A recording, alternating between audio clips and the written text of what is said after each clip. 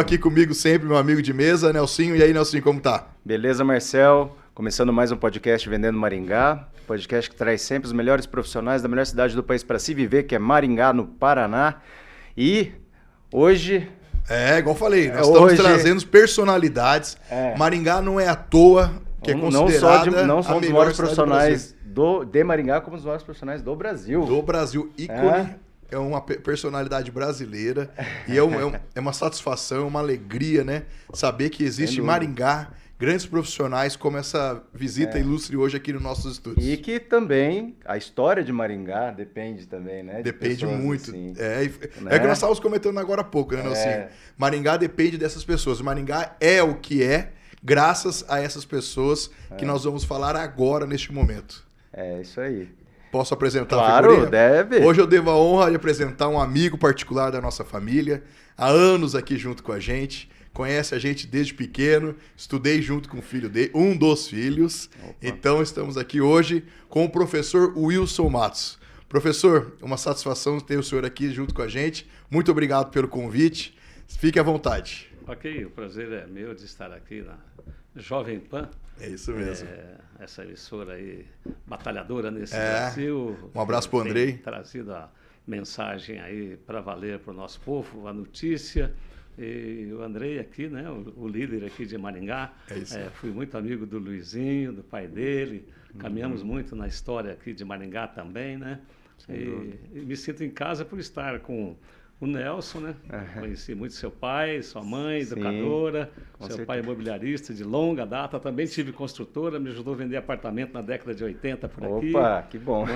E o Marcel, conheci seus avós muito, né? Dona Senita. Sim, e estamos aqui hoje vendo esses líderes da comunicação aqui de Maringá. Que prazer meu estar com vocês. Que é isso. Obrigado. O professor te agradece aí, que na verdade, igual a gente falou aqui, né, Nelsinho? A Vendendo Maringá, o podcast nosso, é um podcast voltado para vender justamente uma coisa difícil, né, Nelson? Muito. Vender Maringá é uma coisa tão difícil.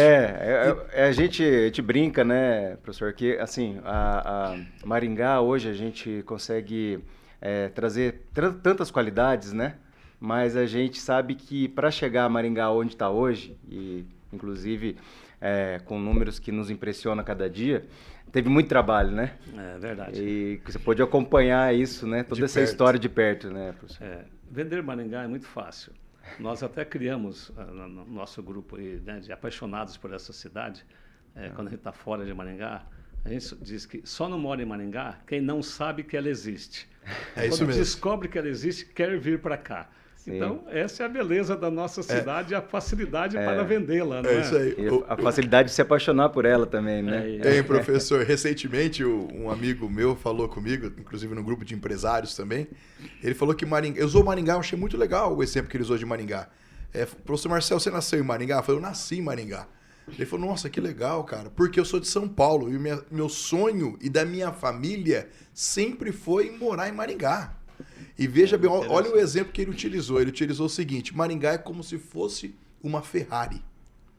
Todo mundo tem vontade de andar numa Ferrari, mas aquele que tem a Ferrari anda e não sabe o real valor que a pessoa tem vontade de andar. Então, ele usou Maringá como uma Ferrari. Eu achei muito legal esse exemplo que ele utilizou, que todos querem dar uma voltinha uma vez na vida. Então, acho que todo mundo quer conhecer Maringá uma vez na vida também. E eu tive o privilégio de chegar em Maringá no ano que foi eleito o primeiro prefeito.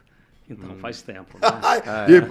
Aproveitar o gancho, né, Nelson? Queremos saber quem que é o Wilson Matos, né? Quem que é essa personalidade que está aqui com a gente. Né? Esse mestre, então, né? Onde nasceu. Eu cheguei aqui no início de 1953, na zona rural. Meu pai era trabalhador rural.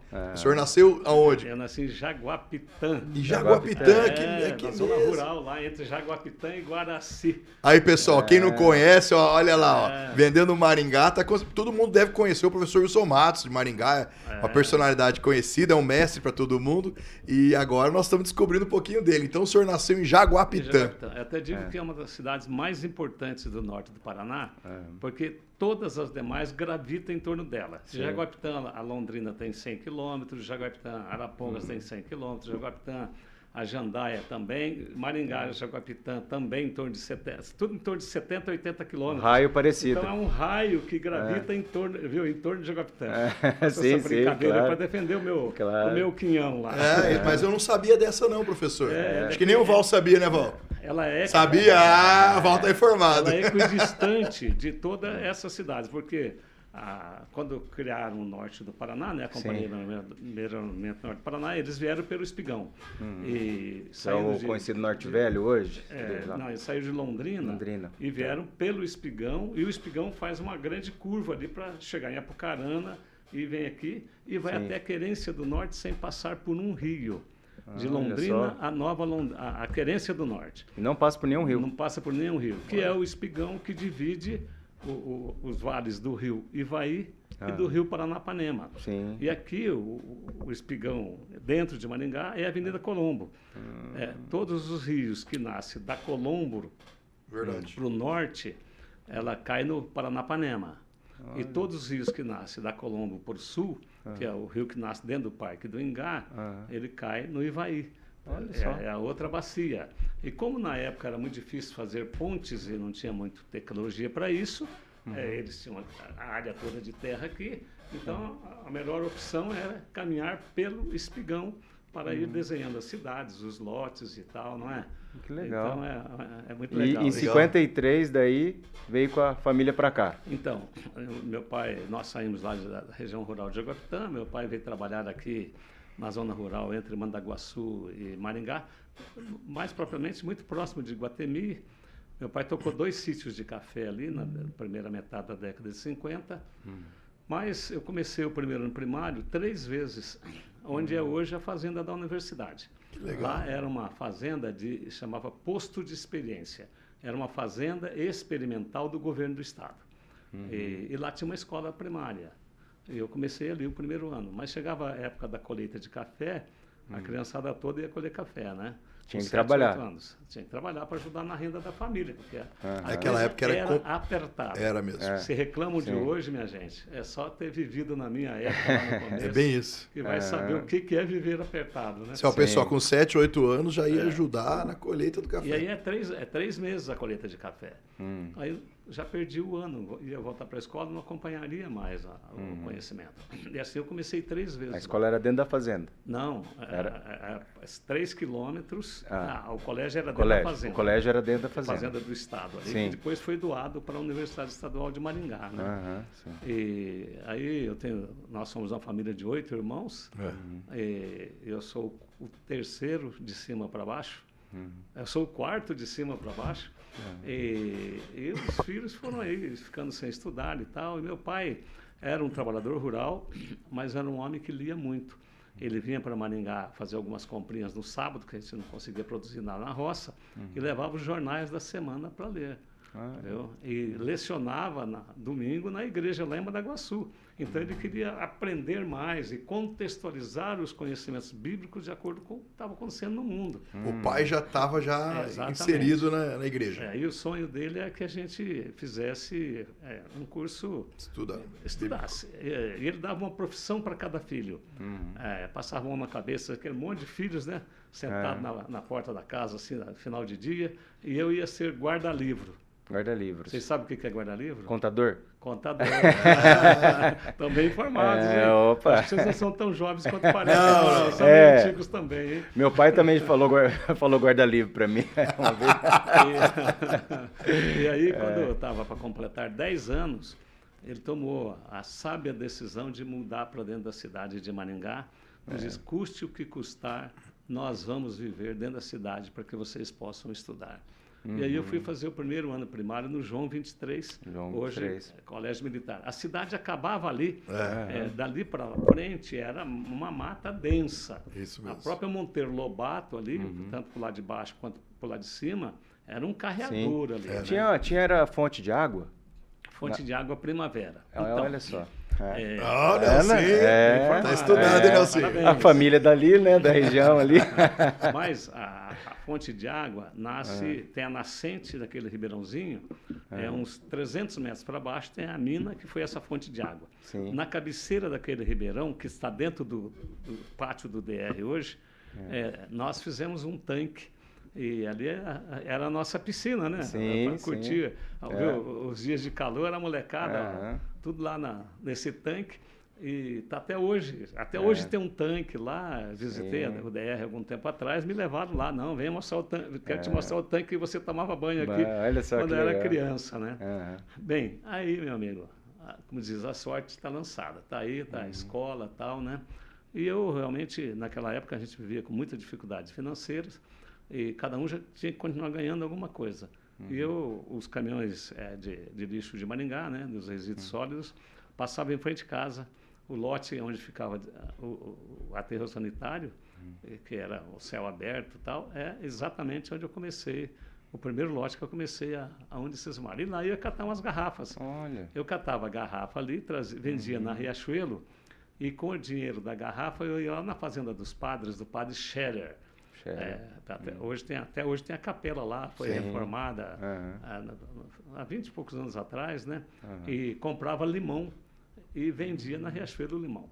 Havia um grande consumo de limão na cidade, porque para enfrentar a dureza da Mata Virgem, da poeira e tal, o que o pessoal fazia? Final de dia era uma pinga com limão, uma caipirinha, para dar uma turbinada, para encerrar o dia de trabalho. Relaxar um pouco. Então, o povo daquela época consumia muita pinga e muito limão. Bem isso. E pegava lá e vendia na Avenida Riachuelo ali. Então, aí eu comecei a minha vida de empreendedor, né? Da garrafa, transformava em limão, agregava valor, do limão, vendendo na cidade ali, né? Então, comecei a ser empreendedor com 10 anos de idade. Você já tinha essa veia para o empreendedorismo, já? De empreendedorismo, né? Bom, aí nós continuamos a lida e tal, não parei mais de estudar, fui vender jornal na cidade e tal.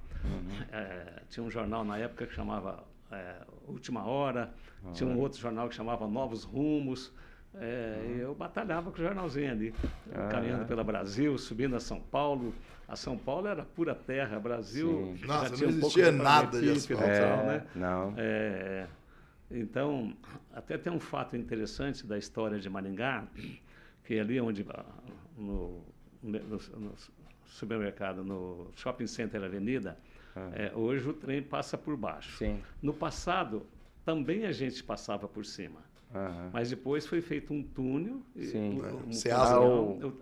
a avenida passava por baixo e o trem por cima. Por cima, Mais tarde inverteu de novo. Inverteu. Eu vi todo esse movimento ocorrer. Eu subia um pacote de jornal ali, uma poeira, tinha a Casa Moreira, onde é o shopping hoje, tinha a Casa Moreira, um atacadista, né? E jogava bola. Confesso que quando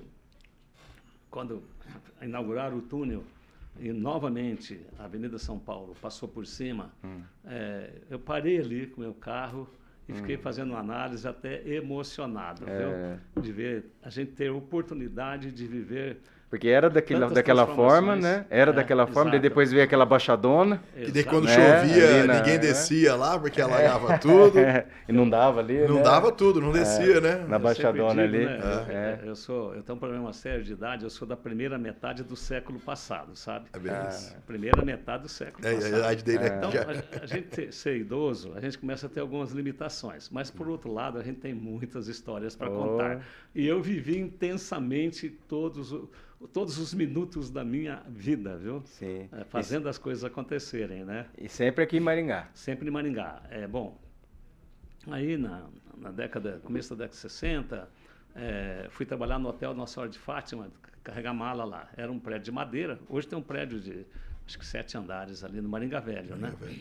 E trabalhei quase um ano lá. Aí nisso eu já tinha terminado, estava terminando o primário, né? Já tinha aprendido a bater máquina. Sabe o que é bater máquina? Datilografia. ASDF. Isso mesmo, ASDF, ó. Pessoal, só o pessoal entender. Eu tenho esse diploma, viu? O pessoal que está assistindo a gente não sabe o que é isso. Datilografia, pessoal. Bater máquina. E é moderno, porque é uma impressora que você digita, já bate na tecla e já digita. Já. Eu também tinha...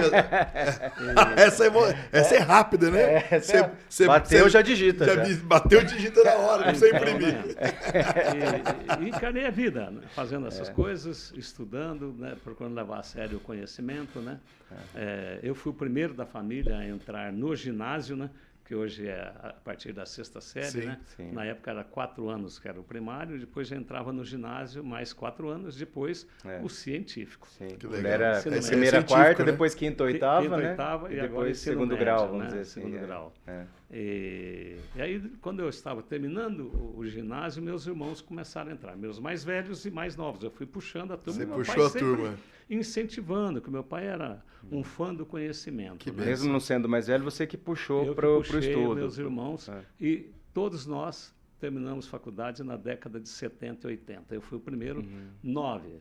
Eu falei 8, mas tinha mais um, né, que faleceu com 30 e poucos anos, o caçula, mas fez ciência da computação na ele Universidade fez, que Estadual de Maringá. Então, um homem que era um trabalhador rural naquela época e ver os 9 filhos fazendo curso superior, terminando curso superior, que isso é uma grande vitória Isso para era aquela uma época. vitória. Hoje tem Sim, faculdade nossa. para todo lado, né? Sim. Tem quase que uma em cada esquina. Polo, pelo menos, ensina de E o ciência, grande né? sonho era esse, né? Tem Formar até os uma tal de filhos. Unicesumar aí. Essa Unicesumar eu ia recomendar para o Essa eu já senhor. ouvi falar, Essa é boa, viu? Muito boa. Se o senhor quiser, tem uns conhecidos lá. Tem, né? Tem um pessoal para indicar lá? Tem.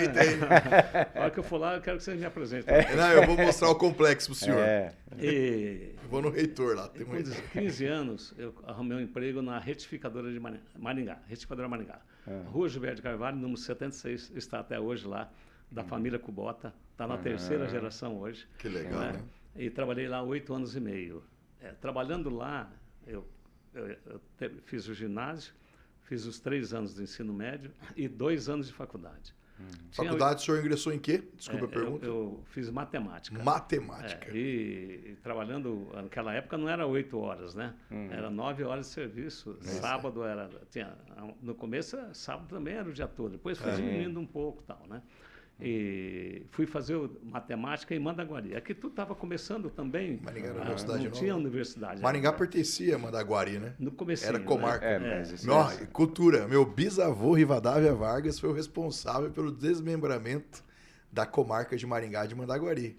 Olha só. E você sabe... Você É que o pai da Cenita. E pai você da sabe que Cenita. você que é da parte documental, Marcel, aonde que alguns registros ainda, se você precisar, você tem que saber onde foi o primeiro? Londrina, Jacarezinho. Jacarezinho. tem muitos em Jacarezinho, Londrina, Mandaguari. Jacarezinho. Você tem uma ligação com o Telêmaco Borba também? Tenho, meu tataravô. Eu sei dessa notícia. É. Eu por pouco não conhecia ele, Léo. Não sei se é meu tataravô ou do meu pai. do preto, né? Conheço a sua história. O Telêmaco outro Borba, dia eu sempre você, quando eu passo o Telêmaco Borba, minha mãe me liga. Tá passando que na frente legal, da hein? cidade, teu tataravô. A Tá, gente, né? mas eu lembrei esse Legal. negócio de Jacarezinho, porque a gente que mexe com essa parte de imóveis, e eu tava vendo aí, procurando, né, a matrícula, a original mesmo, né, de um imóvel, e tava lá em Jacarezinho ainda. Aham. Porque acho que a Companhia Melhoramento começou por lá fazer esse. Então, o grupo, só fazendo intervalo na minha Sim. história, mas falando um pouquinho sobre isso aí, que é muito legal. Quando os ingleses vieram para o Brasil, foram para o Rio de Janeiro, e vieram para comprar terras e plantar algodão.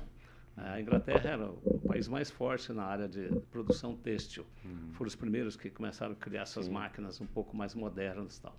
E esse grupo já tinha terras no Sudão, plantando algodão e tal. E viram falar do Brasil que produzia, era muito bom para produzir algodão. E ao descer no Rio de Janeiro, a propósito, um grupo de apaixonados pelo Brasil publicaram no jornal, não sei qual jornal que foi, em primeira página, o norte do Paraná totalmente desabitado. Acabava em Jacarezinho. E convenceram esses investidores que sair do Rio de Janeiro e vir a Jacarezinho em 1923. Olha só. Imagina, não tinha trem de ferro, o que tinha era acesso, padboards, né? Só não estrada tinha de ponte terra, aí né? no Rio Paranapanema, nada. Mas eles vieram parar em Jacarezinho e acabaram comprando uma fazenda lá. E plantaram, derrubaram o café, arrancaram o café e plantaram algodão. Mas não tiveram muito sucesso com o algodão. E depois é que veio a ideia, aquele mapa do norte do Paraná todo. Claro, tive informações que eles entraram, mandaram gente deles entrar mata dentro, colher amostra de terra. Sim. Aqui nós não tínhamos a mínima condição de fazer análise de terra, mas Mas não é difícil analisar uma terra para olhar a sua cobertura natural, né? Vegetação, as alturas das árvores, a espessura, a grossura, tal, não é? Eles com muita experiência e depois eles voltaram e negociaram todo o norte do Paraná, de Londrina a Cianorte, Mandaguaçu, tal, né? Eram 1.100.000 hectares no começo, mas depois andaram ampliando, né? Essa colonização, as terras, né?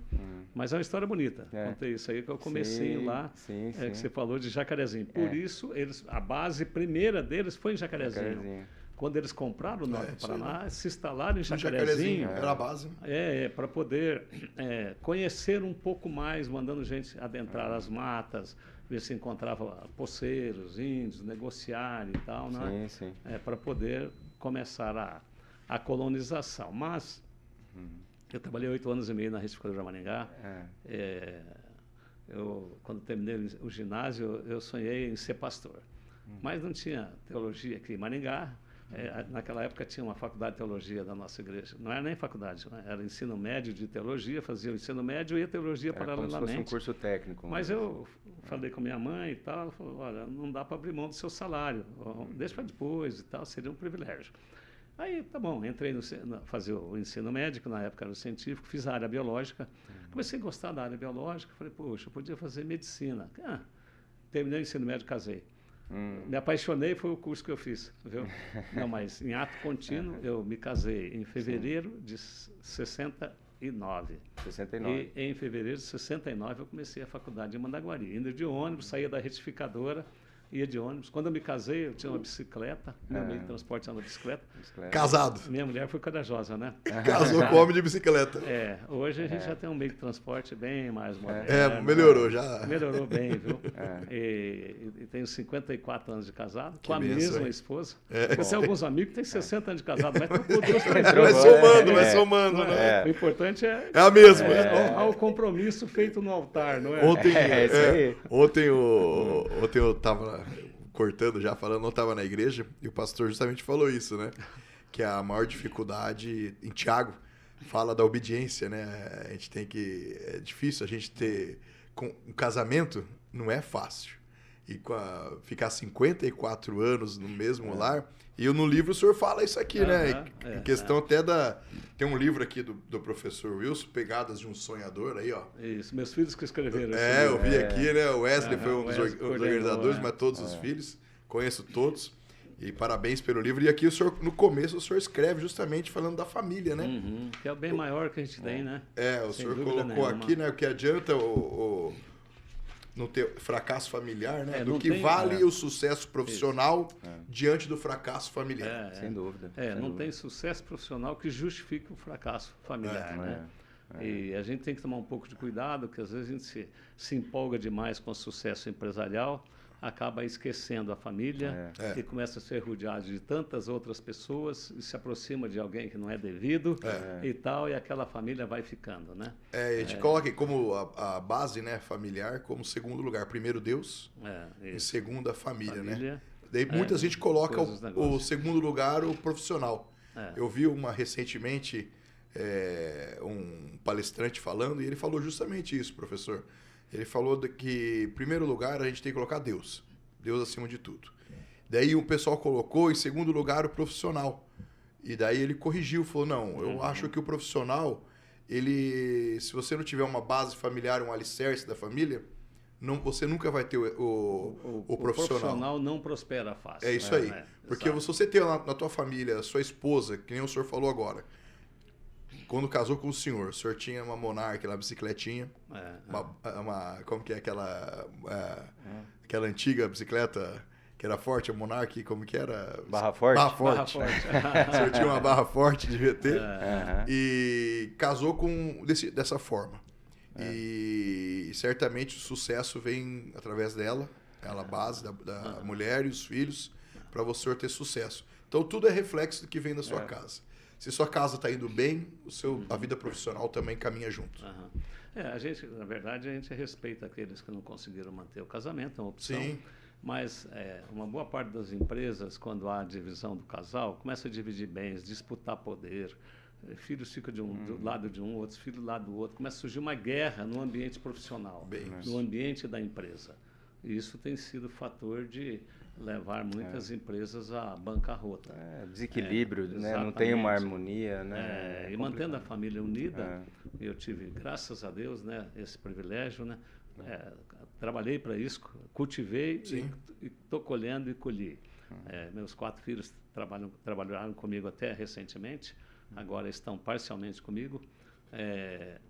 Também criei espaços para isso. Há muito tempo já criei um bistrozinho em cima da reitoria, naquele prédio de vidro lá. O senhor está falando da família, já vou mostrar a família aqui. Ó. Olha aí, pessoal. São 23, essa é a família aí, ó. O Wilson, o Wesley, a Ludiana e o William. A Lud, a minha tia estudou com ela, a Fabiana. Isso. E eu estudei com o William. São 4 filhos, né? Aí tem os cônjuges e eu e minha mulher, são os 10. E aí tenho 13 netos. 13 são netos. 23 pessoas. E almoçamos juntos quase todos os dias. Agora já começaram a ir para... Tenho netos estudando em São Paulo. Eu tenho um neto e uma neta fazendo seminário. Estão treinando agora, um na Inglaterra, outro nos Estados Unidos. Então espalharam um pouco. Mas até 2 anos atrás, todo o almoço juntos lá. Que benção. Hora de bater então papo, trocar conversa. Tem um lugar lá tem lá no último andar lá. Tem um andar que tem um bistrô lá. Reunia todos lá, que legal. E eu continuo lá com os remanescentes. Continuamos né? lá. Agora há pouco eu estive lá, né? Na refeição. Um abraço para todos vocês aí. Joia. Então, essas são grandes vitórias da gente, né? A permanência, a união da família. Para isso, se a gente estiver em comunhão com Deus, facilita muito, né? Tem uma musiquinha bem histórica, que com Cristo no barco tudo vai muito bem, né?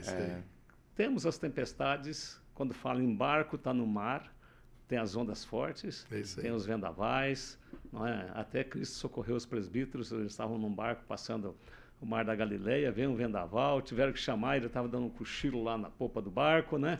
E ele acalmou os ventos. Então, vendavais tem, mas a gente tem que ter sabedoria, paciência, resiliência, né? É isso mesmo. Para poder estar vencendo as tempestades, os vendavais. E aí a gente vai colher. Quem consegue vencer os vendavais, colhe bonança. É isso não é? Bonança abundante. E é o que eu tenho feito em minha vida, principalmente agora nos últimos tempos, né? Nesse momento que eu vivo, muito mais próximo do fim do que do começo. Quando a primavera eterna se aproxima de minha geração, que beleza, estou aí com todo mundo em volta. É isso aí. Vou para lá, vou bênção para de cá. Deus, isso aí. A família próxima, né? Esse é o maior presente, né? Bom, mas aí você estava falando, você ia para a faculdade lá em Mandaguari? Lá em Mandaguari. Fiz 2 anos de faculdade lá. Mas sempre aquela vontade de terminar a minha faculdade numa instituição de renome. Naquela época tinha Maringá, Mandaguari, Jandaia, não era reconhecido pelo MEC ainda, eram tudo faculdades novas, né? E naquela época demorava 10 anos para reconhecer uma faculdade, aproximadamente, né? E aí eu consegui uma transferência para a Federal de Santa Catarina. Não tinha asfalto na serra ainda, entre Curitiba e Joinville. E eu consegui essa transferência. Levei meus documentos lá em cima da hora. A Federal do Paraná não recebeu a transferência, porque aqui não era reconhecido. Na Federal de Santa Catarina nem tomou conhecimento disso. Mas já estava muito próximo de começar as aulas. Falaram, tudo bem, pode vir para cá que você vai estudar. Em Joinville? Em Florianópolis. Em Floripa, é capital. Floripa, E foi a primeira vez que eu fui para lá, né? Vim correndo para Maringá, pedi a conta na retificadora. Peguei a aula num colégio lá em Biguaçu. Falei, vou arrumar aula aqui para sobreviver, né? Cheguei lá, não, tem aula, pronto, está garantido, tem aula aí, tem a faculdade, né?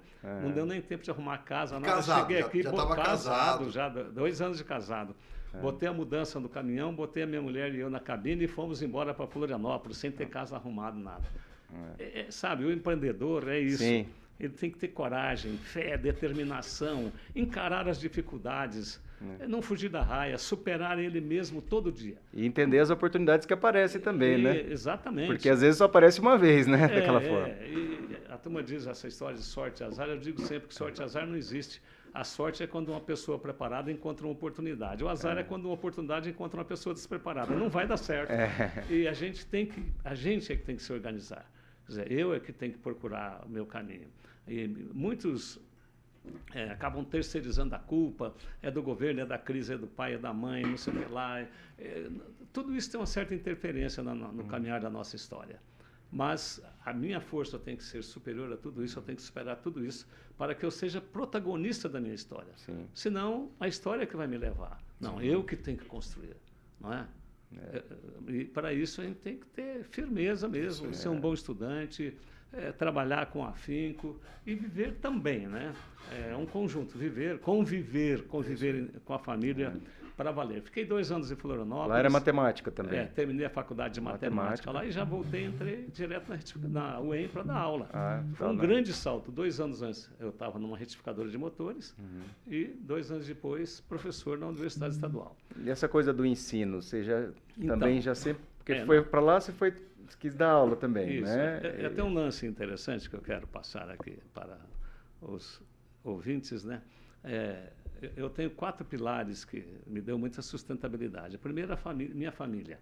O meu pai e minha mãe tranquilos, cristãos, tal. Era como aquele ninho que qualquer relâmpago, qualquer nuvem mais densa, eles abriam as asas, os pintinhos entram ali debaixo, sentindo aquela proteção, aquele calor humano.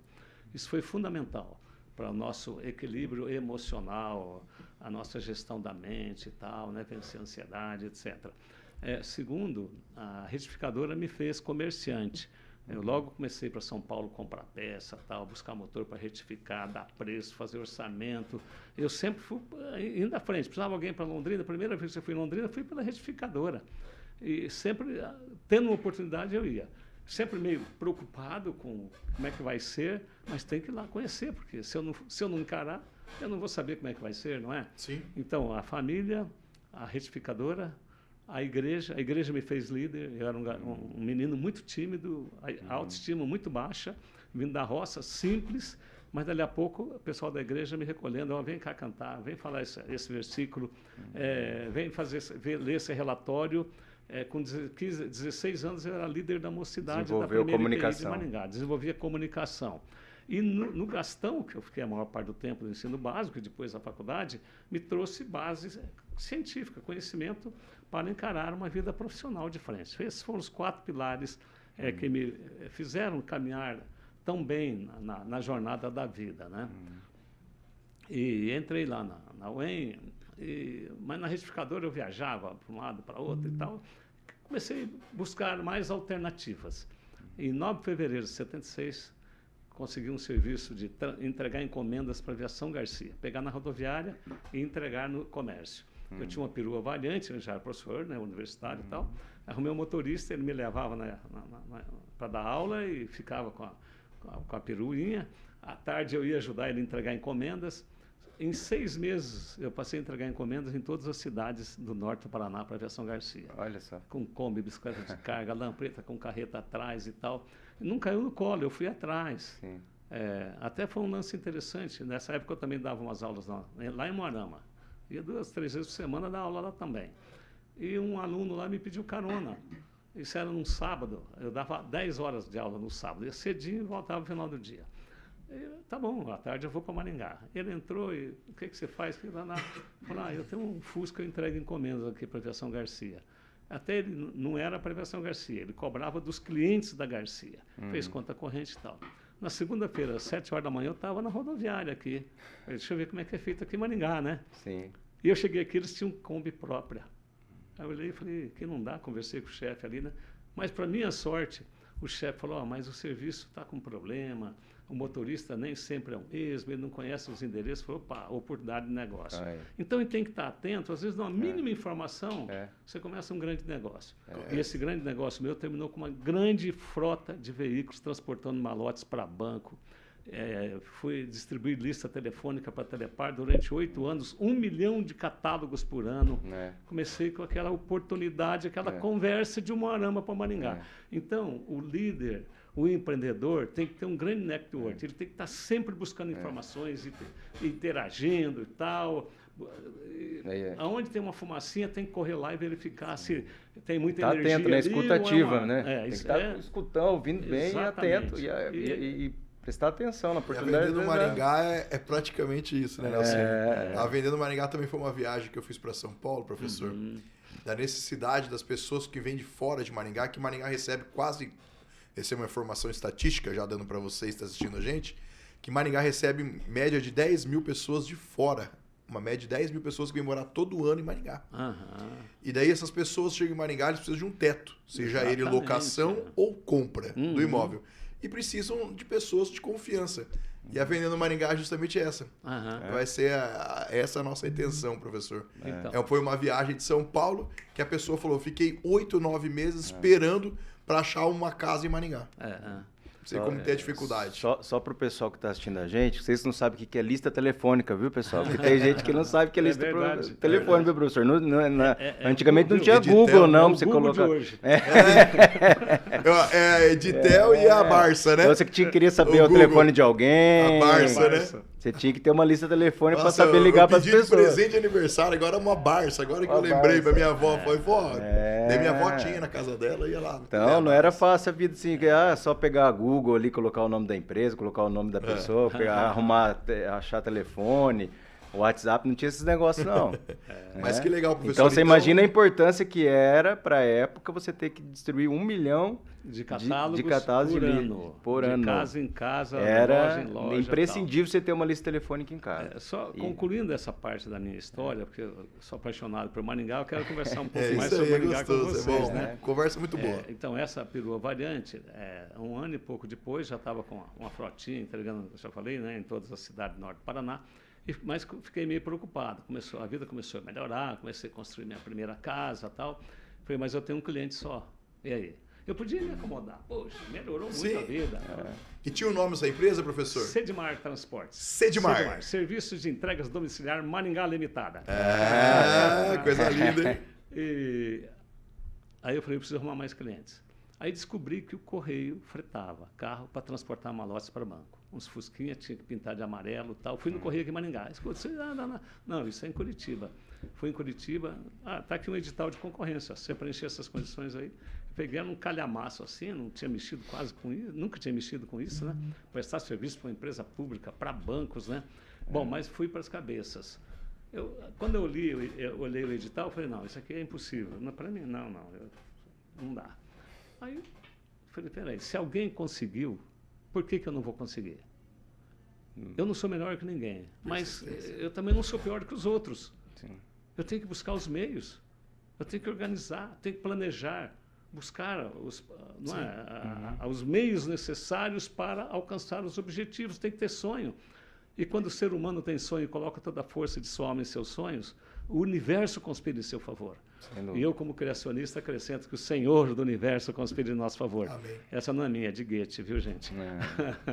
E eu sei que eu fui 9 vezes a Curitiba para conseguir cadastrar minha empresa no Correio, aquela empresinha. Que tinha que cadastrar os carros no DNR e tal, mas naquela época, transporte, cadastrar, é só caminhões. O senhor lembra o ano? Eu não tenho caminhão, eu tenho Kombi, uma Kombi, bom... Enfim, o ano, o senhor lembra disso? 77. 77. Um ano depois que eu comecei na Aviação Garcia. E dali um pouquinho eu ganhei uma concorrência para 2 Fusca, para trabalhar aqui em Maringá, em transportar Correios. Malotes para o Banco do Brasil. Banco do Brasil.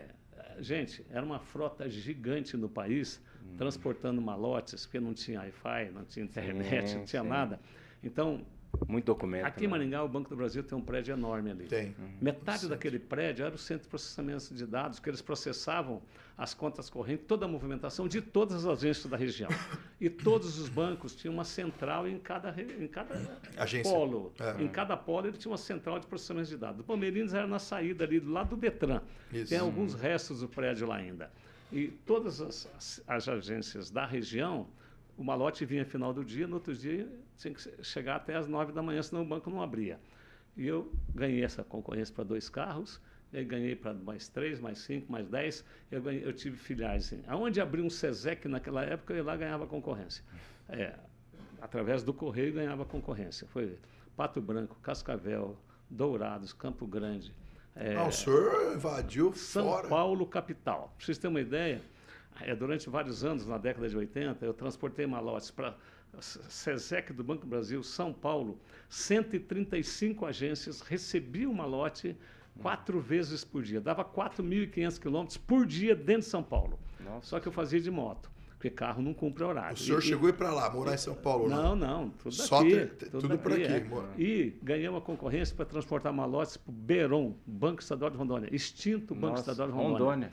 Fiz o estádio de Rondônia há vários anos. E lá aproveitei para trabalhar para o Banco Itaú, Banco do Brasil, a partir daqui, gente, administrando tudo isso. Paralelamente, então, de um carro, cheguei a uns 200 e poucos carros, contando com lista telefônica, era muito mais, né? Porque a lista telefônica eu trabalhava muito com veículos fretados. Paralelamente, eu fui participar de um condomínio aqui em Maringá, essa construção a preço de custo, o segundo prédio de Maringá, edifício Araucária. Eu era condômino, mas já me colocaram, você é o presidente do condomínio. Eu falei, tá bom, tem um escritório lá, vou pôr gente para fazer compra. Quando o prédio estava lá pelo 7º andar, a gente vendia os direitos da gente por 3 vezes mais que eu tinha investido. Sim. Falei, esse negócio é bom para todo mundo, bom para quem constrói e bom, né? Sim. A sua família da área da construção civil, né? E quanto mais que uma cidade que recebe e na década de 80, pessoas né? por ano, média quase 10 mil pessoas por ano. As pessoas precisam casa. Precisa por isso de que teto. Maringá, o sistema construtivo, imobiliário e tal. E a década de 80 foi um ouro, não sei, porque muitos prédios, somente condomínio preço de custo. Segundo a Araucária ali. Bom, moral da história, cidade de Leiria, abri uma construtora, tocando a transportadora, abri uma construtora, fiz 8 edifícios aqui em Maringá, na década de 80. E qual o nome da construtora, professor? Era a construtora Matos. Eu tive 2 engenheiros sócios. Uma era Carvalho, sobrenome, e depois, o outro era Barbosa. Eu sempre fui um engenheiro junto, que eu sou só matemático, faço conta, mas não posso assinar, né? É isso aí. Bom, então é isto. Como condômino, eu vi oportunidade de negócio. Fiz prédios. O senhor foi pegando oportunidades. Paguei imposto, gerei emprego. Não é? Então, gente, a caminhada da vida é esta, né? Só que tudo isso, construtora não continua até hoje, não continuo, vendi em 94, mas o forte meu era os transportes, né? Com as mudanças tecnológicas que são muito intensas no mundo, né? Para vocês terem uma ideia, quando eu nasci não tinha televisão no Brasil, e hoje o que nós temos, né? Quando eu fui estudar na Federal de Santa Catarina, que eu fui ver o primeiro computador, ele enchia uma sala de 300 metros quadrados, um IBM 1130, uma coisa gigante, não deixar nem eu ver como aluno de matemática, eu perfurava os cartões lá, eu fiz a linguagem Fortran, que era...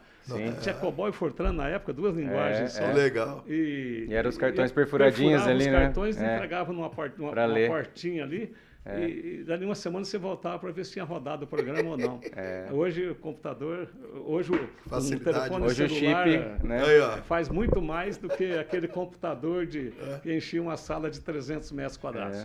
Essas são todas as transformações, as evoluções que nós estamos vivendo, e cada dia numa velocidade mais acelerada. Então eu tenho dito, ai daqueles ficarem parados. Nós temos que aprender todos os dias. Não importa se eu já fiz faculdade, se eu já fiz mestrado, se eu já fiz doutorado, se eu terminei uma excelente profissão há 20 anos atrás, se você não fez mais nada, você é um analfabeto do presente momento. Então, essa é a minha paixão pelo conhecimento. Por isso, acabei fundando uma escola em 1990. Trabalhei 3, 4 anos antes para poder conseguir isso, porque a educação é bem maior para um povo, ela é o melhor instrumento para ter justiça social. Ela transforma pessoas, ela dá capacidade de solucionar problemas, de melhorar a produção e a produtividade. Feliz da nação que tem a escola de qualidade. O Brasil precisa avançar muito ainda nesse aspecto, e eu tenho buscado conhecer escolas no mundo todo. A gente tem que aprender com quem já está fazendo melhor do que a gente tem que sair da cadeira, ir no vizinho, ir na cidade vizinha. Eu rodei o mundo conhecendo escolas. Eu tenho várias instituições de ensino superior aqui em Maringá, privada, né? Eu lamento até que eles não tenham se mexido tanto. O senhor tem umas informações aí, né, das escolas privadas? Então, mas só para a gente não perder. Em 90, então... Em 1990 eu comecei o Sesumar, porque o Sesumar. No final da década... Era Sesumar ou era pegou Objetivo? Junto. Eu comecei os dois juntos. Já começou como universidade também? Ensino superior, né? Ensino superior. Se a universidade tem que ter um número X de aluno, tem que ter mestrado, doutorado e tal, né? Então, aí, naquela época, meus filhos ficando adolescentes, jovens, e só tinha uma universidade estadual e poucos cursos na época. Se não passasse ali, tinha que ir embora. Aí eu falei, mas por que Maringá não tem uma instituição privada de ensino? É muito difícil. Espera aí, mas Marília tem privada. Prudente. Tem. É isso mesmo. Ué, se alguém conseguiu, por que eu não vou conseguir? Voltou o que o senhor falou lá em Voltou ao Curitiba, mesmo aquela princípio história. que fez parte da minha vida, que querer é poder. É isso aí. Quem quer arruma um caminho, quem não quer arruma uma desculpa. E terceiriza a culpa quase sempre, né? Sempre Exatamente. Ué. Então, tem que sair um pouco bem da linha de conforto, né? Quem quer ficar na linha de conforto, termina seu curso, vai fazer aquilo, tem que ser alguma coisa meio repetitiva, porque olha as mudanças, reforçando, né, que tivemos lá quando eu nasci, que nem televisão, hoje nós Sim. temos a inteligência artificial, a máquina falando e fazendo pelo ser humano, né? Isso aí. Bom, e aí estava malote, lista telefônica, meus filhos ficando adultos para fazer faculdade. O meu negócio, comecei a olhar, falei, vai acabar isso logo, logo, eu preciso É isso aí. fazer alguma outra coisa diferente. Nada melhor do que uma instituição de ensino estudo, superior. né? Para atender meus filhos e atender População, a sociedade maringaense, né? E Maringá sempre foi uma cidade muito E dinâmica. num período que não tinha tanto Para vocês acesso. terem uma ideia, hoje nós temos 87 mil alunos no ensino superior em Maringá. Viu? Nossa. E temos 83 mil alunos na escola básica. É uma cidade muito dinâmica, Muito. próspera, inclusive na área educacional, né? Nós temos, pra você ter uma ideia, Referência, né? Tem uma tal de Londrina- Unicesumar aí que é referência nacional. Londrina tem cento e poucas vagas de medicina em duas faculdades, na católica e na pública. Aqui em Maringá nós temos 460 vagas de medicina. A Unicesumar tem 300, a Uningá tem 100 e a UNEM parece-me que é 60. Olha a diferença. E lá não chega a 150 vagas. Mas é o dinamismo da nossa cidade. É uma cidade próspera, atrai empreendedores e empreendedores vão fazendo as coisas E a acontecerem busca, e dando né? velocidade nos acontecimentos. E a busca por mão de obra qualificada, né? Claro, com E certeza. essa qualificação A demanda é vem muito grande com- de mão vai, de obra vai com- qualificada. Até porque Automaticamente atrai essas pessoas a qualificadas. cidade tem uma característica que busca, né, essa mão de obra mais qualificada. Exatamente. Né? Nós temos hoje parque de TI muito forte. Maringá né? referência. Têxtil, Saúde. o agronegócio, saúde, é impressionante. Né? Nós não temos quase chaminés, mas temos uma fortaleza na área de serviços que é uma coisa gigante. Né? E educação, é um grande business aqui. É verdade. Né? Inclusive, sobre educação, só para afirmar aqui que nós fizemos uma combinação de negócios lá, em maio, foi em 20 de maio do ano passado que nós fechamos o acordo. Nós tínhamos já 420 mil alunos, e eu e minha família que tocávamos plenamente. Eu sempre tive sócio. Ali no começo, para abrir uma faculdade, tinha que ser uma associação de pessoas, um grupo, né? E nessa combinação de negócios, eu continuo acionista agora. Sim. Meu grupo é um dos maiores acionistas ainda. Hoje é Unicesumar. Né? Unicesumar e Grupo Vitro, que compõe a Unicesumar e a Uniaselv. Hoje nós temos 870 mil alunos, mais de 2 mil polos de ensino à distância.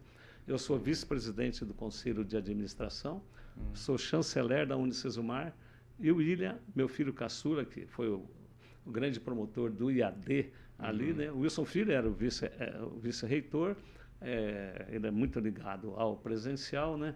E o William tomou posse semana passada como o CEO do grupo todo, responsável pela parte operacional desse grupo de 870 mil alunos, um faturamento de mais de 2 bilhões por ano.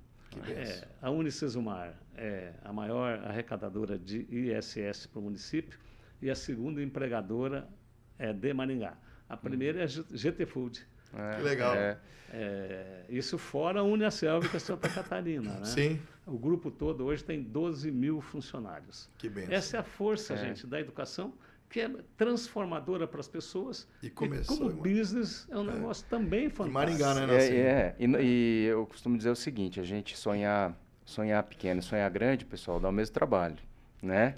E assim, eu acho que quando você olhar para trás lá, né, professor? E falar lá em 1990... Jamais imaginaria e o chegaríamos nesse momento.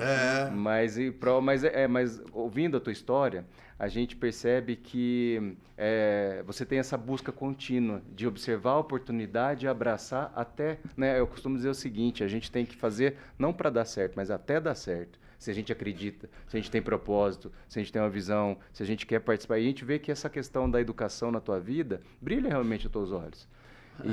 E quando a gente faz algo com propósito, a coisa anda também. Verdade. Né? Tá na gente, dentro da gente. A né? gente tem que ter paixão pelo que faz. É. Eu sou muito inquirido aí por pais e tal. Professor, qual que é o melhor curso? Meu filho está... Eu falo, ó, todos são excelentes. Em todos os cursos tem gente com sucesso enorme no mercado de trabalho. Falei, também em todos os cursos tem gente que não está indo bem, não. É isso aí. Você tem que se apaixonar pelo que faz. Não adianta só querer primeiro, fazer. tentar identificar a vocação. Tem softwares hoje para isso, psicólogos que orientam, né? Então, se a gente, de fato, conseguir fazer aquilo que a gente gosta, ninguém mais segura a gente, não é? O conhecimento, a aprendizagem, a vida profissional torna-se um prazeroso. E a gente vai embora, né? Às vezes chegam pais e... Ai, meu filho está no 3º ano de tal curso e agora quer mudar de curso, professor, me ajuda a manter ele. Eu falei, deixe ele mudar de curso. A vida, nós vamos viver, essa juventude vai viver mais de 100 anos. E um curso são 3, 4, 5 anos. É isso aí. E ele vai usufruir disso, 80 anos pela frente. Então, se ele não está gostando do curso que está fazendo, vale a pena parar, mas começar outro imediatamente. Você não pode parar e parar, né? Aí é um desastre, né? Isso aí não dá. E tem sempre orientado nesse sentido, porque ele tem que descobrir o que ele gosta. E às vezes nem sempre é o primeiro curso que ele sonhou, não é? E aí, gente, vai embora. E nas nossas né? entrevistas geralmente é sempre assim, né, Nocinha? Sempre o primeiro vai ficando, daí acaba até achar o dom, né? E tenho dito sempre que, conversando com os pais, seus filhos estão entre os primeiros da sala. Nós premiamos os melhores alunos, né? Quem ganha nota média 8 para cima, participa de um almoço, ganha camiseta e tal. Meu filho, eu falei, olha, tem que estar entre os primeiros. Não precisa ser o primeiro, mas tem que estar entre os primeiros. Porque os últimos sempre foram castigados pela história. Não tem história na área física aqui de que os últimos serão os primeiros. Não tem mágica no mundo do trabalho, do conhecimento sobre isso, não. Para ser o primeiro, estar entre os primeiros, você tem que estudar mais. E estudar é um ato de esforço, de dedicação. Nós que vivemos num clima tropical, fácil de jogar bola, tomar cervejinha ali na esquina, muita praia. O Brasil veio do mar, né? Há 100 e poucos anos atrás, o Brasil era tudo beira-mar. E beira-mar é sol, é futebol com a maior facilidade, o campo está pronto. Aqui dá um trabalho para fazer um campinho de futebol e tal, né? Tem que plantar grama, a grama não aguenta muito pisoteio. Beira-mar, não. Aí vem a pouca roupa, o ócio, o lazer, bababá e o conhecimento, cadê? Você sabe que a maior parte dos países que estão tropicais são subdesenvolvidos, porque o clima é que induz a isso, ao ócio. Nos países de clima frio, a pessoa veste muita roupa, tem menos o lazer exposto, fica mais em casa, lê mais, assiste mais vídeo, cumpre com maior facilidade as tarefas de casa. Então a gente tem que saber disso para romper com essa barreira da cultura anticonhecimento, que é a cultura brasileira. Isso. O Japão é o maior exemplo disso, né, professor? Rapaz, é coisa Hoje o Japão é a fantástica, segunda...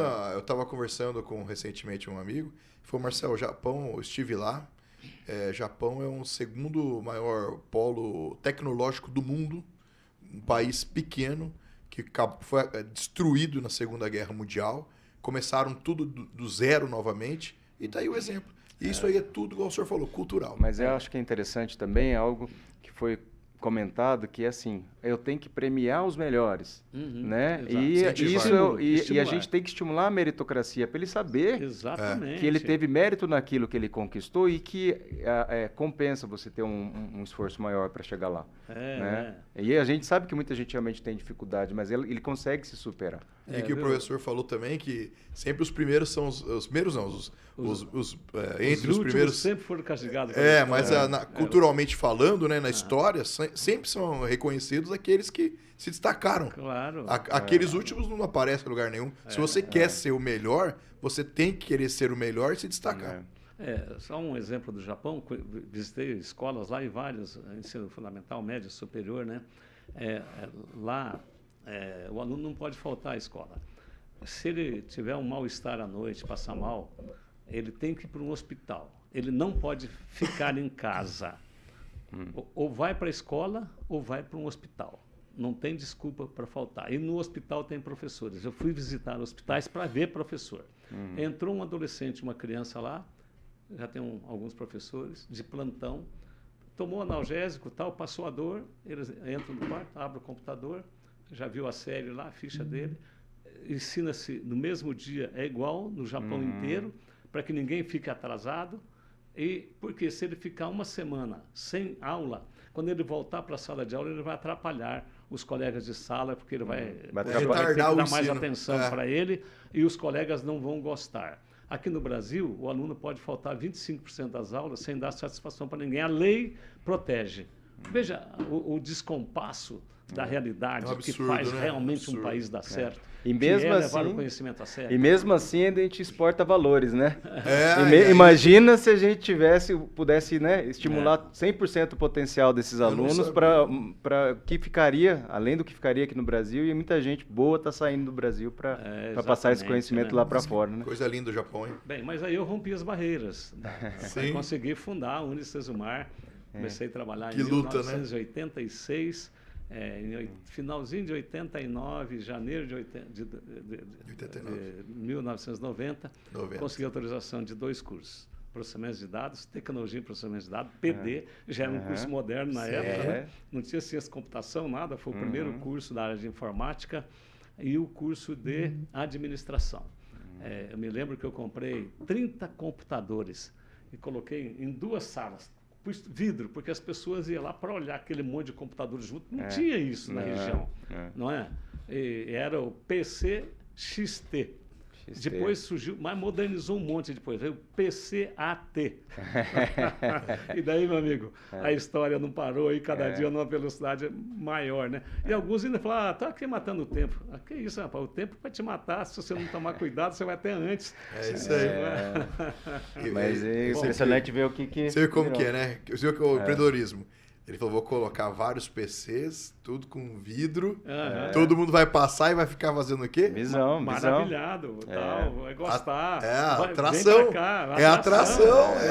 E eu vou trazendo ele para fazer por isso que é mestre, né? Mestre atua, né? Mas é legal, né? Na apresentação que a gente viu dele, né, ele fala sobre o perfil do empreendedor. E primeiro, é visionário. É isso aí, tem a visão.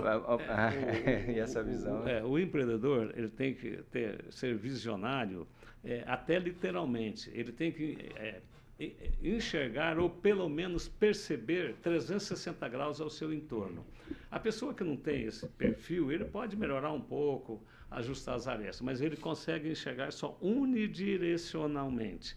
O empreendedorismo, o conhecimento e tal, trabalhando isso, os horizontes vão se abrindo de tal forma que ele não vê para trás, mas percebe. Qualquer movimento ao seu entorno, ele está agindo, tomando decisões. E para ser empreendedor e líder, ele tem que saber acima da média, porque senão a palavra dele não vai ter valor no grupo. Quando a pessoa sabe bem acima da média, vão prestar atenção nele. Vão dar valor. A palavra dele vai valer. Vai fazer a diferença, Vai fazer a diferença, vai criar novos caminhos. Porque eu acho que o profissional hoje, ele é muito mais, vale muito aquilo por ele ser único, né? É onde ele vai ser único, onde ele vai ser diferente dos outros, né? Exatamente. E aí ele vai conseguir se valorizar. E a gente gosta, a gente sabe que o senhor trouxe aí também bastante informação de Maringá, e nós somos apaixonados por Maringá, nós somos de Maringá. Não, né? e o professor Wilson, ele é pouco apaixonado por Maringá, viu, Nelson? Quem está assistindo a gente, esse é o volume 1. Esse aqui foi um dos, né, professor? Quando o Maringá fez 70 anos, né? E o volume 2. Hoje fizemos 76, né? 76 semana passada. Isso, foi quando o Maringá fez 70 anos. Eu resolvi registrar essa história, né? Coisa linda. Porque eu sou um dos últimos exemplares que botei o pé lá no comecinho da primeira geração e estou por aqui ainda, né? E esse livro deu 960 páginas e é a mais fiel história possível de ser contada de uma cidade. Que benção. Viu só como é que eu sou bom? Mãe, peraí, brincadeira, deixa eu explicar. Logística. A gente não ganha batalha porque sabe mais, só porque sabe mais. Não, não é. É logística. E eu agradeço ter feito o curso de matemática. Eu pensei em saúde, né? Mas matemática é logística, né? Sim. Eu reuni 60 pessoas que chegaram em Maringá até 1953. O ano de corte foi o ano que eu cheguei. e passamos muitos dias juntos recapitulando a história de Maringá. E coloquei uma turma para compilar isso aí, escrever, ouvir, debater. Foi um grande debate, foi uma coisa maravilhosa, aquele grupo de 60 pessoas. Metade deles já passaram, tem foto aí no final. Alguns até no mesmo período que nós estávamos trabalhando, tombaram, né? Então tive essa oportunidade de ainda pegar esse capital humano que viveu a história e registrar nesses 2 volumes aí. Coisa linda. E que queriam saber também, já que o senhor é um apaixonado por Maringá, nós já passou, é incrível, né? Que a gente está falando do professor Wilson aqui, já passamos 1 hora, viu, Val? Falando que ia ser breve, mas já deu 1 hora e a gente pouco gosta de falar, né? Então a gente. E na verdade a gente. Não, e ainda mais quando a gente tem tanta informação rica e falar da nossa cidade que a gente tanto ama também. Informações ricas, é isso que o Nelsinho falou agora, justamente isso que você está assistindo a gente. Então, a gente chega, escutando o professor Wilson falar aqui, brilha os nossos olhos, né? De ambição de a gente querer ser o melhor, igual ele falou. Não ser melhor que o próximo, mas ser melhor do que o Marcel é hoje, para ele ser melhor. Nossa melhor versão, né? Nossa melhor versão. Mas os primórdios da história é muito legal. Por que Maringá é assim, né? Fruto de quê? Por que Maringá é a melhor cidade do mundo, melhor cidade do Brasil para se viver? Por que Maringá é a cidade árvore do mundo? E tal, e tantos outros. Por que Maringá tem um dos melhores IDHs do Brasil? 0,806, por aí. Não é? Por que ele tem um aeroporto que é a segunda maior pista do Paraná? Por que ele tem um túnel que passa por baixo da cidade? As outras fizeram o trem de ferro por fora. Sim. E aí, mas a cidade continuou crescendo, é o caso de Londrina. Pronto, o trem já está passando dentro da cidade de novo, né? E aí vem tantos porquês. Bem, eu vou trazer 3 fundamentos básicos. Primeiro foi o planejamento. Segundo, foi o modelo fundiário que se estabeleceu dentro do planejamento. Bom, qual foi? Primeiro fizeram o desenho de uma cidade jardim. Oswaldo Macedo foi o planejador, pediu para fazer o levantamento topográfico da cidade. A zona 4, zona 5, tudo em curva de nível, as ruas, tal, coisa rara isto, né? Fizeram essas praças, mais de 200 rotatórias, grandes avenidas, pistas duplas, com canteiro central generoso. As demais cidades do norte do Paraná, que foram implantadas antes, de Marialva para lá, só tem uma praça central. Aqui foi planejado muitas praças. Mais tarde, com o crescimento das cidades, fizeram algumas outras praças, né?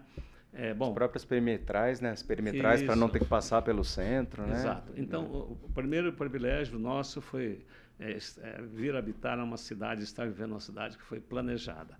Agora, o planejamento rural e urbano foi muito importante, principalmente o rural. Eles dividiram a cidade, a área rural, em lotes de 3 alqueires, 5 alqueires e 10 alqueires. E não vendiam 2 lotes para uma mesma pessoa. A pessoa tinha que comprar o lote, vir, abrir, plantar. Quando ele estava colhendo, ele podia comprar mais um lote. Tinha que produzir primeiro. Qual foi a estratégia? Trazer muita gente rapidamente para a zona rural para também habitar a cidade depois. Bom, como os lotes eram pequenos, mas a terra aqui da nossa região, do Vale do Ivaí, são as melhores terras do mundo, está entre as melhores terras do mundo. Um lote de 10 alqueires de café dava dinheiro.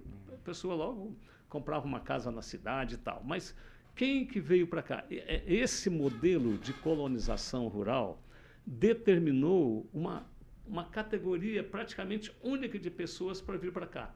Ou 2, podemos assim dizer, até equilibrada em quantidade. O comprador da terra, ele comprou os 10 alqueires. Como era só 10 alqueires, ele tinha que vir aqui abrir. E trazia um trabalhador com ele. E já fazia o carreador, né? Chega lá perto da água, fazia a casa do patrão e do funcionário do lado, próximo ali, 200, 300 metros.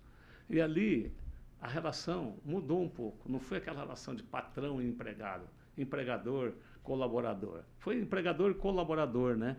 Já naquela época foi trazido isso para o seio da construção dos primórdios da nossa história, onde os dois tornaram-se amigos. A esposa de um ia ganhar neném, a outra vinha para dentro de casa, apoiava, tal.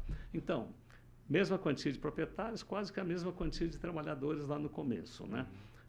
E como não foi vendido fazenda de 100, 200, 500 alqueires, quando se vende grandes fazendas, caso de Maria Alva para lá, o cidadão que está lá em Ribeirão Preto, já tinha seu negócio estabelecido, tinha que comprar uma fazenda, botava um gerente aí, abria, fazia colônia de funcionários, de empregados dos cafezais, e ficava lá, fazia uma pistinha de terra, de avião, aqui já tinha uns aviãozinhos naquela época, os teco-teco, não é? E levando o dinheiro para lá. Aqui não, como vieram todos com pequeno posse, com pouco dinheiro, mas com visão empreendedora, para sair lá, de Bauru, Jaú, não sei aonde, desse interior do estado de São Paulo, Minas, etc., e vir encarar o sertão, tinha que ser empreendedor. Tinha. Senão não vinha. Não vinha. Só corajosos. Tem que ter coragem. Naquele tempo não existia o nome empreendedores. Eram corajosos. Tinha que isso ser mesmo. homens e mulheres corajosos. Não é fácil, não. Normalmente, Desbravar, né? exatamente. Vinha o homem primeiro, para abrir os primeiros caminhos, fazer a primeira casa, para depois buscar a família. É isso aí. Exigia também essa separação de família, a emoção e tal.